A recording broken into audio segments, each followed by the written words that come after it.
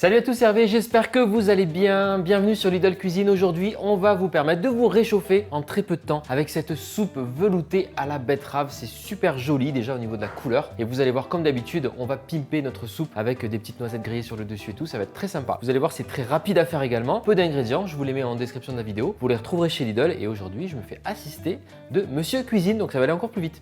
Pour la soupe crémeuse de betterave, vous aurez besoin de 500 g de betterave cuite, un cube de bouillon de légumes, 50 g de noisettes grillées, de la ciboulette fraîche, un peu de sel, un peu de poivre, 2 cuillères à soupe d'huile d'olive, une gousse d'ail, 2 oignons, 50 g de crème de coco et une pomme de terre. Pour cette soupe, vous voyez, il y a vraiment peu d'ingrédients. J'ai pris de l'avance sur une chose. J'ai fait cuire une pomme de terre, voilà, tout simplement à l'eau, que j'ai coupé en petits cubes. Donc ça, c'est pour venir lier ma soupe veloutée crémeuse. Vous pouvez remplacer la pomme de terre cuite par une cuillère à soupe de maïzena ou de fécule de pomme de terre diluée dans 2 cuillères à soupe d'eau. Ça va venir donner ce côté crémeux sympa au velouté. La betterave, elle est déjà cuite, vous la trouvez sous vide. Si vous partez de betterave fraîche, il faudra également la faire bouillir à l'eau pendant une vingtaine de minutes. On va partir sur une base oignon-ail pour cette soupe.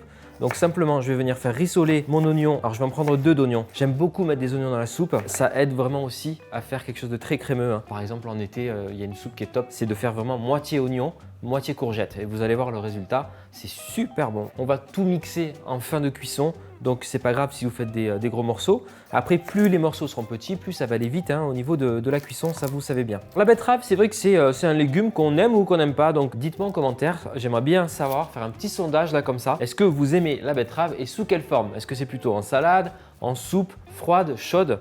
Parce que c'est vrai que ça peut se manger de plein de façons différentes. Si elle est fraîche notamment, on peut la râper pour faire une salade râpée qui est très très bonne. L'oignon est prêt. On va pouvoir donc mettre l'huile d'olive. On va aller chercher le programme saisir, c'est très bien, 130 degrés. Et je vais mettre les oignons dedans. On pourra rajouter l'ail dans 2 minutes, le temps de préparer. En tout cas, je peux commencer à lancer la cuisson. Je referme et c'est parti. Et bien, ça me laisse le temps de préparer une petite gousse d'ail. L'avantage, c'est que je peux rajouter des ingrédients par le dessus. Donc ça, c'est top. Au besoin, s'il y a un germe, vous l'enlevez. Je vais ajouter l'ail par-dessus.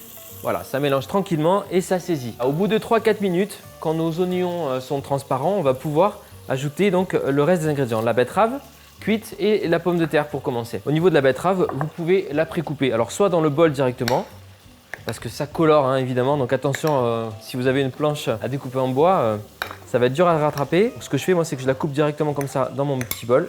Encore une fois, on peut faire des gros morceaux puisqu'on va tout mixer tout à l'heure. Et c'est bon, je mets en pause et je vais ajouter ma betterave. On va ajouter un petit cube de bouillon de légumes. Vous l'émiettez sur le dessus comme ça, c'est très bien. Et on va couvrir avec de l'eau, donc à peu près 200-250 ml d'eau. On va avoir un velouté avec une super couleur. La pomme de terre également, je peux la mettre. Elle est pré-cuite. Je l'ai pré-cuite pour gagner du temps, mais vous pouvez mettre une pomme de terre coupée en tout petits cubes avec l'eau de cuisson. Ça va cuire, il n'y a pas de problème. Pour le reste, le sel, etc., on verra ça tout à l'heure. Allez, je referme. Et on va laisser mijoter. Alors là, comme la betterave est cuite et la pomme de terre est cuite, il y en a pour 10 minutes max. Alors c'est bon, notre soupe est prête. On va pouvoir la mixer. Là, je vais passer sur le programme mixer et c'est parti pour 30 secondes. Hop. Alors là, avec la puissance pendant 30 secondes, je pense qu'on a quelque chose de très léger puisque ça a intégré de l'air également à notre soupe. On va pouvoir regarder le résultat. Ah ouais.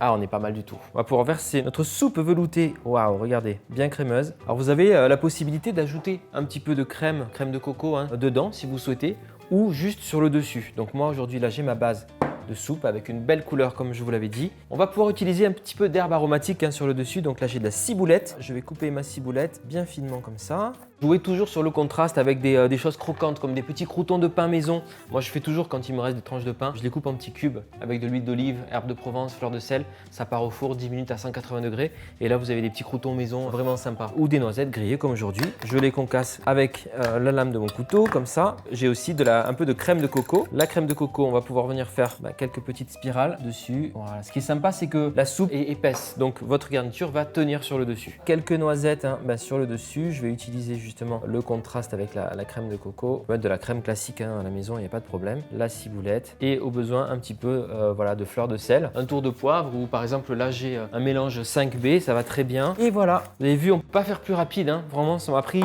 10 minutes. Voilà, votre soupe crémeuse à la betterave est prête avec les petites noisettes dessus. Franchement, vous allez me dire à la maison si vous aimez bien. Je pense que ce sera le cas. Si vous aimez accentuer le côté légèrement sucré de cette soupe, parce que la betterave c'est un peu sucré, n'hésitez pas à mettre aussi une petite cuillère à café de miel dans votre préparation. préparation. Voilà, ça peut être vraiment très cool. Je vous souhaite un très bon appétit. Merci d'avoir regardé cette vidéo. Et puis comme d'habitude, on compte sur vous pour liker, commenter et partager la recette à un maximum d'amis. Abonnez-vous à Lidl Cuisine si ce n'est pas encore fait. On vous attend. Allez, à très bientôt.